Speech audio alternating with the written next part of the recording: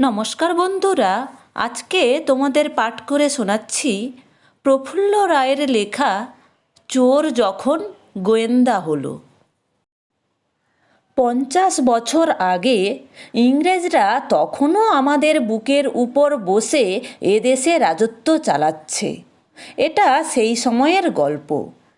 কলকাতা থেকে 200-250 মাইল দূরে ঢাকা জেলার এক গ্রামে ছিল আমার মামাবাড়ি। গ্রামটার নাম বাজিতপুর। আমার ছেলেবেলার বেশ কটা বছর সেখানে কেটেছে। বাজিতপুর আর তার চারপাশের আরও 22খানা গ্রাম নিয়েছিল একটা মাত্র থানা। থানাটা ছিল ওই বাজিতপুরেই। সেবার আমাদের থানায় মাখন দারোগা বদলি হয়ে এলো। গোল গাল, ভালো মানুষ চেহারা, মাথায় অল্প টাক, বয়স 50 পেরিয়েছে। তার সারা গা তাবিজ কবচে বোঝাই। 2 হাতের 8 আঙুলে পলা, গোমেদ, মুক্ত ইত্যাদি নানা রকম পাথর বসানো আংটি। থানার একতলা লাল রঙের বাড়িটার সামনে ছিল পেল্লাই মাঠ। বাজিতপুরে এসেই ঢেঁড়া দিয়ে সবগুলো গাঁয়ের লোকজন সেখানে জড়ো করে ফেলল মাখন দারোগা। বলল, আমি জানি এই এলাকায় যাঁরা থাকেন তারা সবাই ভদ্রলোক। তাই বলে 2-4টে চোর, ডাকাত, ঠক, জোচ্চোর কি আর নেই? নিশ্চয়ই আছে। তাদের কাছে আমার নিবেদন, সোনামানিকরা, আমাকে এই বয়সে কষ্ট দিও না। আমার হাঁটুতে, কাঁধে, মাজায়, মানে প্রায় সব অঙ্গে বাত। সে যে কি যন্ত্রণা বলে বোঝাতে পারবো না। দৌড় ঝাঁপ করতে পারি না। আর মোটে বছর চাকরি আছে। তোমরা যদি ঝঞ্ঝাট করো, চাকরিটা নির্ঘাত খোয়াতে হবে। ছেলে পুলে নিয়ে পথে বসবো। তোমরা যদি আজকের মিটিংয়ে এসে থাকো, কথা দাও আমার শেষ বয়সটা শান্তিতে কাটাতে দেবে। ভিড়ের ভেতর যুধিষ্ঠির আর তার দলবলও ছিল। যুধিষ্ঠির হলো এ অঞ্চলের চোর। তার হাতের কাজ অতি সূক্ষ্ম। অন্যের মালপত্র যখন সে সরায় কেউ টেরটি পায় না। তার লাইনের আর যারা আছে তারা তার সাগরেদ মাত্র। আসলে যুধিষ্ঠির হলো এখানকার চোরেদের রাজচক্রবর্তী।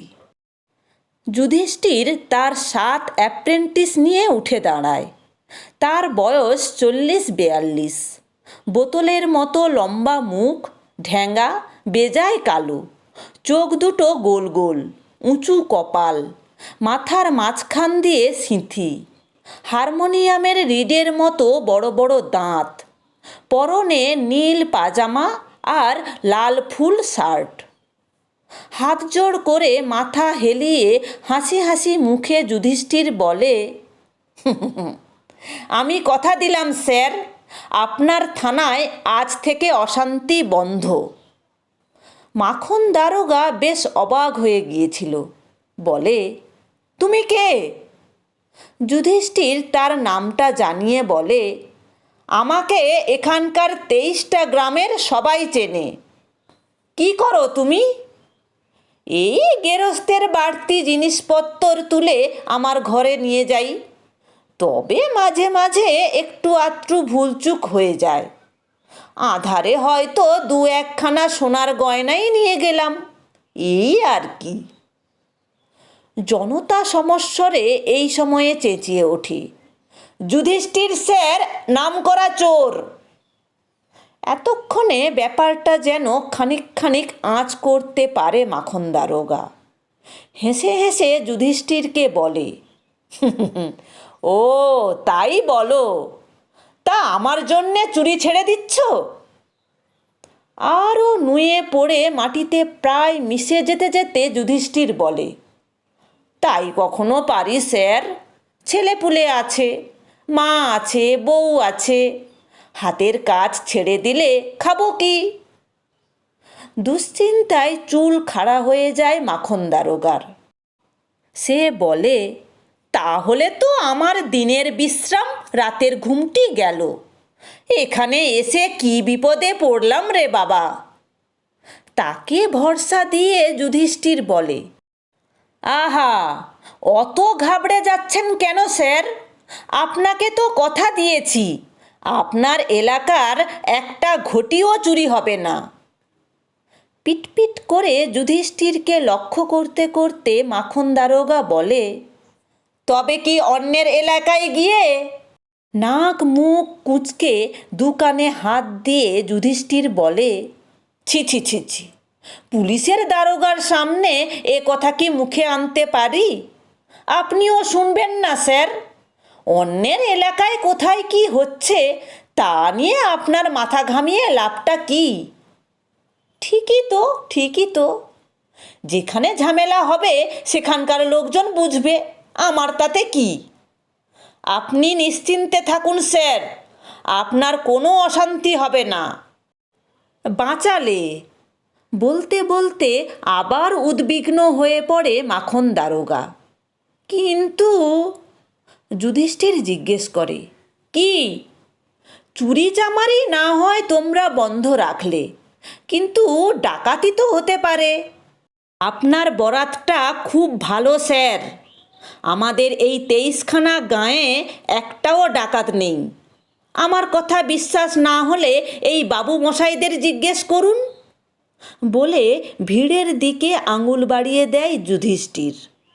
জনতা জানিয়ে দেয়, যুধিষ্ঠির যা বলেছে তার একটা শব্দ মিথ্যে নয়। মাখন দারোগা বলে, তারপরেও একটা কথা থেকে যাচ্ছে। যুধিষ্ঠির জিজ্ঞেস করে, কি সেটা? তোমরা কেউ কিছু করলে না, কিন্তু বাইরে থেকে উটকো কেউ এসে তো ঝামেলা করতে পারে। তা পারে।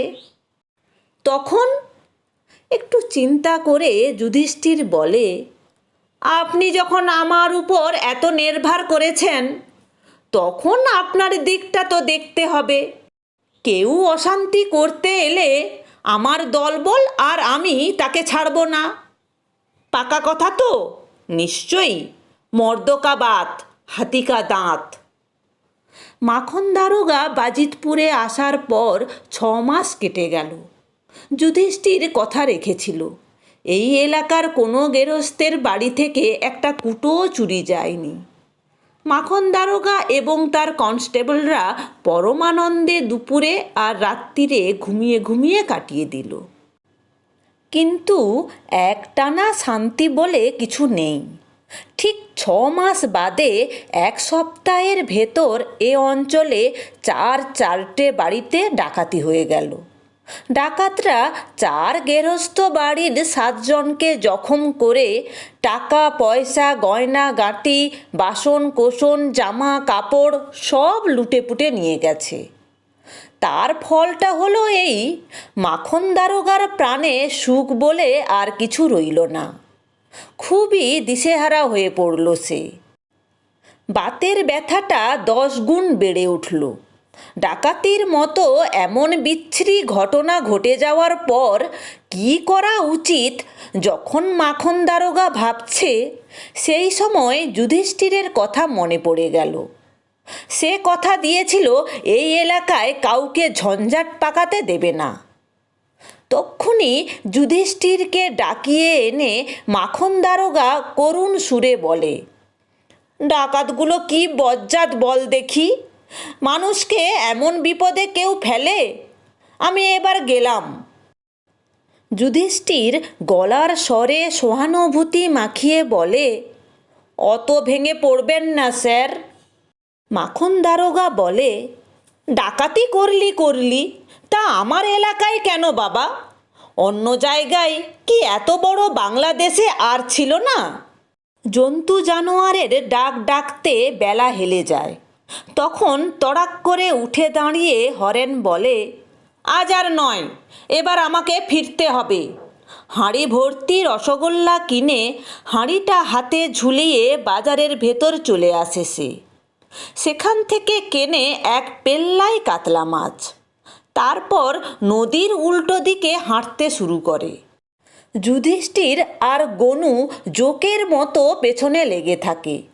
বাজারটা ছাড়ালেই কাঁচা রাস্তার দুধারে উঁচু উঁচু গাছ। এর জন্য সুবিধাটাই হলো যুধিষ্ঠিরদের। গাছের আড়ালে আড়ালে থেকে হরেনের উপর নজর রাখতে পারল। হরেন বেশ ঝানু লোক। খানিকটা যায় আর পেছন ফিরে তাকায়। কেউ পিছু নিয়েছে বলে হয়তো তার সন্দেহ হয়েছে, কিন্তু যুধিষ্ঠিররা গাছের পেছনে থাকায় তাদের দেখতে পায় না। মাইলখানেক এভাবে চলার পর মরা নদীটা যেখানে ধনুকের মতো বেঁকে দক্ষিণে ঘুরে গেছে, সেখানে এসে চারপাশ ভালো করে দেখে নেয় হরেন। তারপর টুক করে শুকনো নদী পেরিয়ে ওপারের জঙ্গলের দিকে পা বাড়ায়। যুধিষ্ঠির আর গনু একটা ঝাঁকড়া বটগাছের পেছনে দাঁড়িয়ে হরেনকে লক্ষ্য করছিল।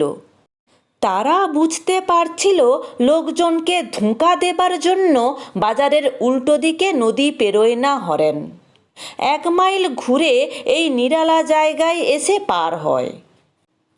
হরেন জঙ্গলে ঢুকে গেলে যুধিষ্ঠির আর গনু দৌড়ে নদী পেরুল। চটপট তারাও জঙ্গলের ভেতর চলে আসে।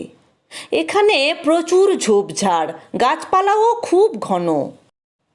তবে একটা অসুবিধা, নিচে যত দূর চোখ যায় আধ হাত পুরু শুকনো পাতা পড়ে আছে। পা ফেললেই মচমচ আওয়াজ হয়।